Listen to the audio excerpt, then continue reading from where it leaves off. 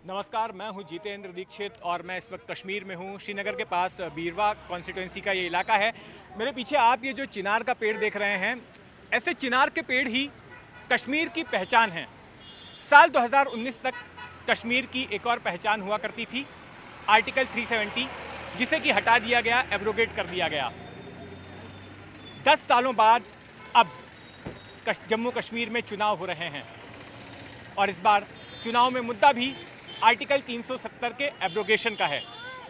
लेकिन यहाँ के आम कश्मीरी क्या सोचते हैं, किन मुद्दों को लेकर इस बार मतदान होगा, आइए हम कश्मीर के लोगों से ही जानने की कोशिश करते हैं। यहाँ पर कुछ कश्मीरी युवा हमें नज़र आ रहे हैं, इनसे बात करते हैं। ये बताइए कि इस बार जम्मू कश्मीर में चुनाव किन मसलों को लेकर हो रहा है। हमने देखा कि लोकसभा में जो है अच्छा रिस्पांस रहा, अच्छा टर्नआउट रहा लोगों का। अभी जो पहले फेज़ का मतदान हुआ तब भी बड़ी तादाद में लोग वोट देने के लिए निकले और उम्मीद की जा रही है कि इस दूसरे फेज़ में भी ऐसा ही होगा।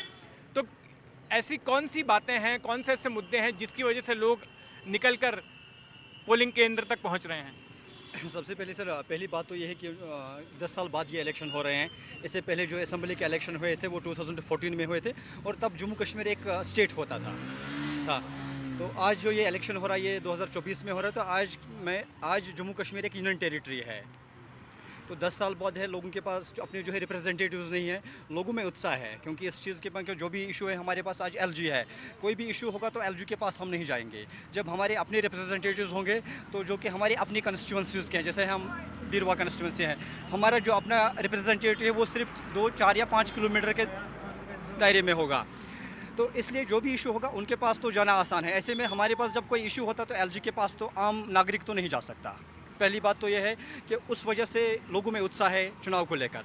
दूसरे बात तो ये है कि शांति है जम्मू कश्मीर में। जो पहले अब जिस तरह के हालात थे अब वैसे नहीं है।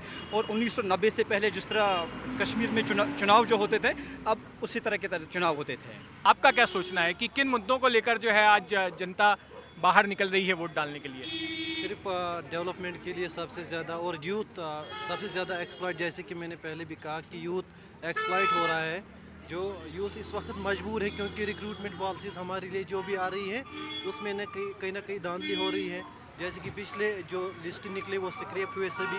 हम चाहते हैं कि ज़्यादा से ज़्यादा जो भी पार्टी जिसको भी हम वोट करेंगे, यूथ को मद्देनज़र रख के हम वोट करेंगे। बताइए कि आर्टिकल 370 एक मुद्दा बना है, कश्मीरी पंडितों का भी मुद्दा राजनीतिक पार्टियां उठा रही हैं, स्टेटहुड का मुद्दा है कि फिर से राज्य का दर्जा वापस हो। आप किस मुद्दे को लेकर वोट डालने जाएंगे? तीनों मुद्दे बेहतरीन है। स्टेटहुड भी हमें चाहिए, माइग्रेंट्स भी वापस होने चाहिए और जो हमारा आर्टिकल 370 वो भी रेस्टोर होना चाहिए। यहाँ के लोग इन तीनों मुद्दों पे वोट करेंगे सर। जी हाँ सर।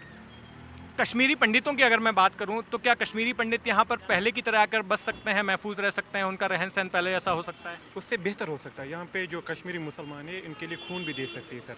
कश्मीरी मुसलमान हर कोई पंडित हो एक ही जैसे है। आप जहाँ भी जाओगे कश्मीरी पंडित या मुसलमान एक जैसे है सर। यहाँ पर उनके कोई प्रॉब्लम नहीं सर। यहाँ पे आए उनका हम वेलकम कर रहे हैं कि अगर वो एक बार फिर आए, वो यहाँ पर उनका वेलकम कर रहे हैं सर। जी बिल्कुल। तो आपने सुना यहाँ के लोगों की बात। कश्मीर में 10 साल बाद चुनाव हो रहे हैं और इन 10 सालों में काफ़ी कुछ बदला है। 10 साल पहले कश्मीर में आर्टिकल 370 था, 10 साल पहले कश्मीर एक राज्य था और 10 साल पहले लद्दाख भी कश्मीर का हिस्सा हुआ करता था। लेकिन इन 10 सालों में ये बदलाव हुए हैं। एक और बात कि पहले कश्मीर में हर 6 साल में चुनाव हुआ करते थे, अब हर 5 साल में चुनाव होंगे।